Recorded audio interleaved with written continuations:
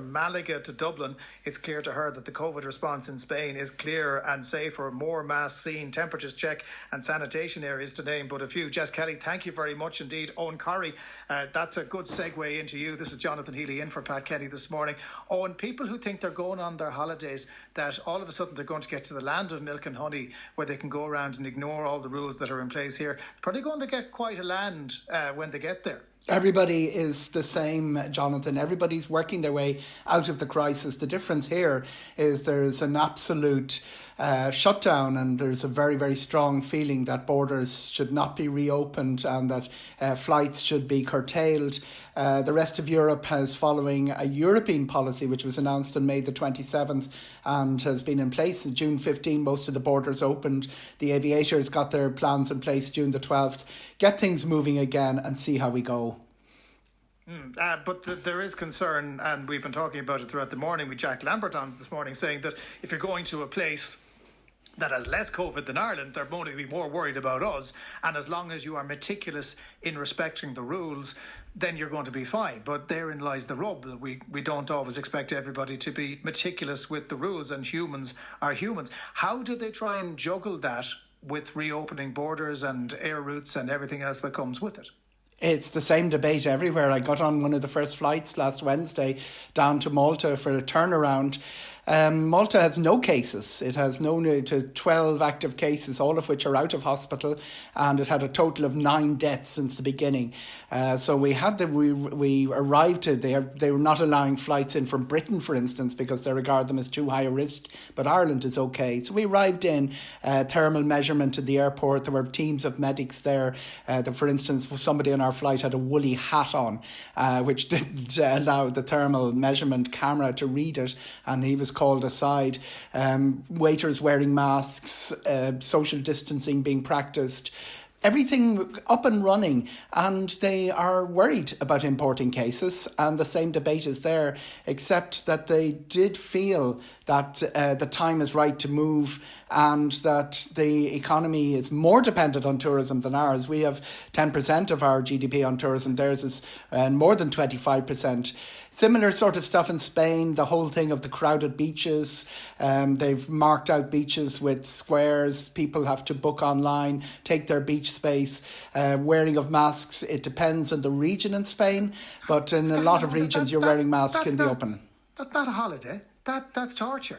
The idea of a holiday is you go on holidays to forget your problems. You're literally bringing this problem with you, and you have to adhere to tougher rules over there than you would over here. That's not relaxing. Not tougher rules everywhere. It's a local thing.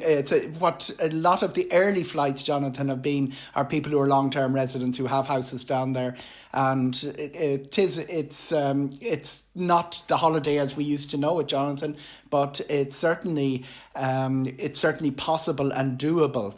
And as everybody feels their way, that's how it's going to work. The wearing of mask on the flight is mandatory under DASA regulations, and the airports are doing their social distancing just like we do in the supermarkets. The one thing that markets hate is they hate a vacuum. And while aviation is incredibly regulated over aviation safety, it's not really regulated in this way. There was no plan for this. So as a result, now we've airlines doing different things. Like the holiday that I was supposed to be flying this day week, wouldn't it have been lovely, was with Aer Lingus. Thankfully, they cancelled the flight, which meant that I could breathe a sigh of relief, take a voucher and worry about when I can fly again in the future. Ryanair, by all accounts, are whacking planes up into the sky, and if you're booked onto a tough cheese if you're not travelling, which almost goes a long way towards ignoring the reality that some people just don't want to travel. The market is ploughing ahead in the absence of the government coming out and saying something definitive here. Well, the market's ploughing ahead on the European directive, not on individual governments. Some governments are slower than Ireland. Slovakia is also locked down, but we are really much at the back of the pack, Jonathan, and the aviation deals with sort of the prospects of disease. Jack Lambert, that you would have had on earlier, is a real expert on this field internationally because he'd have dealt closely with the Ebola outbreak in Africa. So the aviation industry has its health standards, its It's not in the business of conveying unhealthy people around the world and infecting. And it was pretty well fitted up to go into recovery or a restart phase. Within Ireland, I think the debate got trapped in the change of government, and we need a new government to sit down and get their heads around the merry-go-round. Hang on. I disagree with you there. The advice has been crystal clear from the public health officials is don't travel unless you have to. That's pretty ambiguous. And Pat on text has made the point here. By definition, anyone going on holidays abroad, a holiday now, is acting against clear public advice. Why would we expect them to act responsibly when they get there if they're not taking responsibility on the advice that they've been given? Because the European Union is treating tourism as an industry, as a one economy industry, where individual countries, and asking individual countries not to opt out of that. And Ireland has decided to opt out. The reality is we have opted out of it. So therefore, do we go with what the European Union has to tell us, or do we go with what our own government is telling us? I know what side of the coin I fall on. Well, Jonathan, the reality is that while the government has been saying, and you say unambiguous, unambiguous is not the case, because the quarantine instructions have been ambiguous, and the whole notion about the green list that we were supposed to be given quite a while ago is still hasn't arrived with us. And what's happened is, in the absence of any leadership from the government, the people are voting. People are actually travelling, because the flights were put back in the air last Wednesday according to the European safety standards, and Dublin was the 26th busiest airport in Europe yesterday. About 12,000 people going through the airport every day, down from the over 100,000 would it be at this stage of the year. But people are doing what they have paid to do and are prepared to do, making their own assessment of the situation. As a 12,000, as Jack Lambert said this morning, are they behaving meticulously, do you think? Or are we going to have people who are not respecting the rules as much as others would? And I'm guessing the ones who are, if they are going on holidays, they're not as cautious as I am. And I admit that I'm on the low end of the risk register. I just can't believe that 12,000 people will wash their hands, wear a mask where they're supposed to wear a mask, make sure they stay safe, don't engage in risky behaviour when they're abroad if they are exposed to risk. There's a whole lot can go wrong here. You can understand why people are concerned. It's the same things that can go wrong at home. It's very, very straightforward. I mean, what are the cases? Travel is responsible for something like 2%. It's a while since I've seen figures, but end of July, 2% of the entire infections within Ireland are imported. It's like it was responsible for a huge number of it because of what's been happening, the coverage over the last couple of weeks, and the reaction to the European directives on trying to open up international travel. This is Jonathan Healy in for Pat Kenny, and on the Pat Kenny Twitter account this morning we've been running a poll, and we're asking the question: if somebody went on holidays, would you ask them not to visit you when they come back? I'm delighted you had your holiday and wherever you went, but stay away from me for 14 days, just in case. 80% are saying yes, they would tell friends or family to stay away. 20% would say no. And bear in mind that those people will be asked to quarantine under the current rules. It might change on July 20th. We just don't know. A lot of questions being asked of you right now, because you admitted you were on the flight to Malta. Now, when you didn't get off the plane, have you been self-isolating? I did. I had to get off. The plane didn't return. I stayed in Malta, and I have been self-isolating, and I filled out the locator form, which is a paper form. And is that a pain in the butt for you? Because, I know you're a travel writer and you have to travel, but, you've now 14 days where you can't leave the house effectively. It's not that different from what we went through before, but that's what I signed up for. I'm not in the business of flaunting the regulations, even if I disagree with them. I wouldn't accuse you, because to be fair, you're the kind of man who would stick to the rules if you're asked to do it. Did anyone ring you to see you still at home? I suspect I will be rang, but I think the problem here is that making a decision on removing quarantine, and quarantine has been much criticised, is very, very difficult for a new government. It's very, very difficult in the face of the narrative which is being controlled by the health officials, that quarantine is a measure for dealing with the danger of imported cases.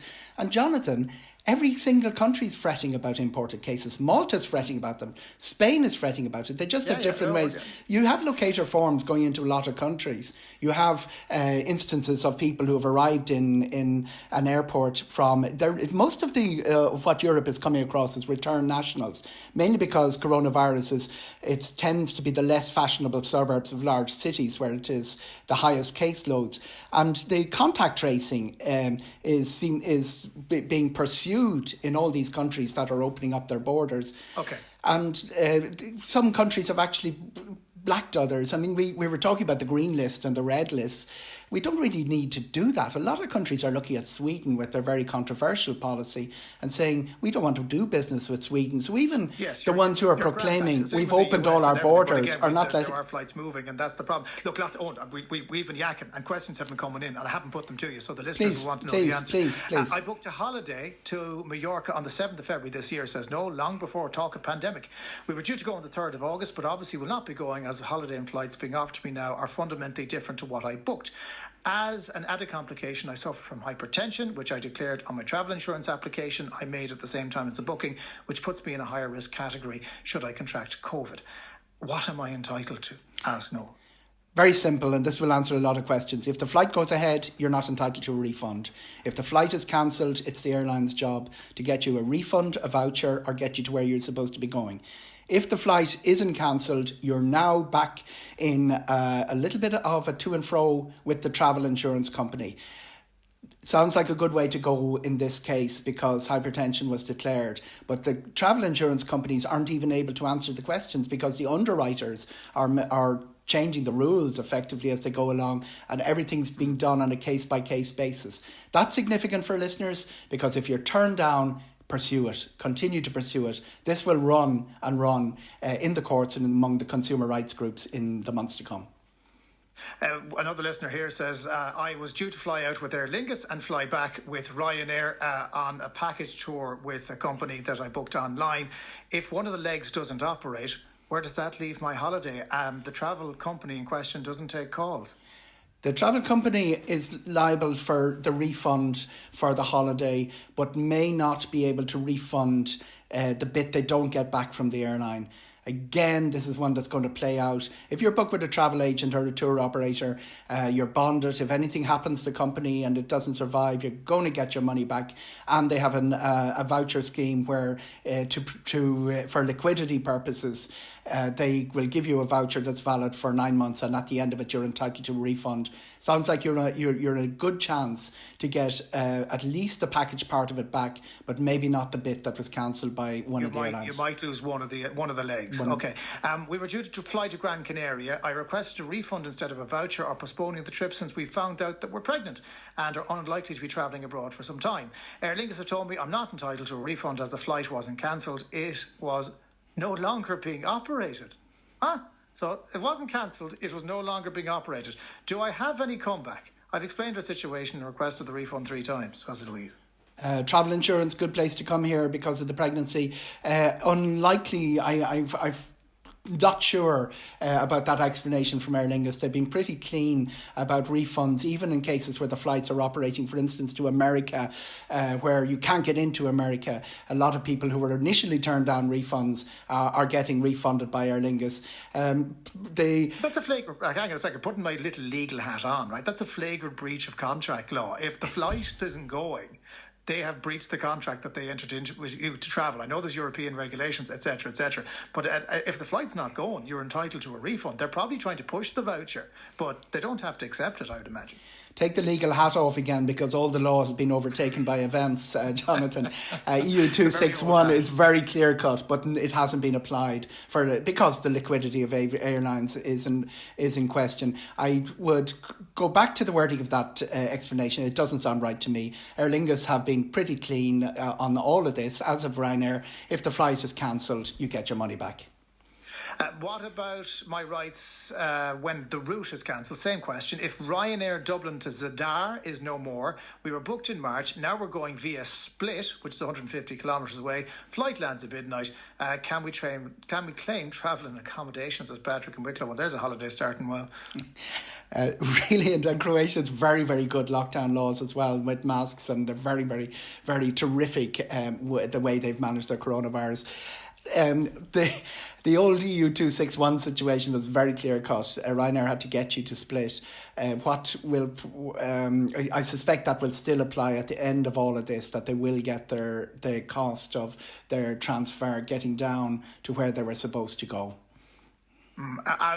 Texter says, outbound flight went, return flight was cancelled. Where do I stand? It depends on if it's on the same booking.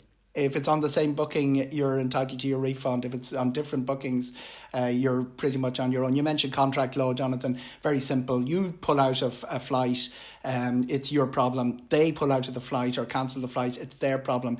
It gets complicated if you've booked two separate flights under two separate reference numbers, because then they'll say you didn't show up for the return leg.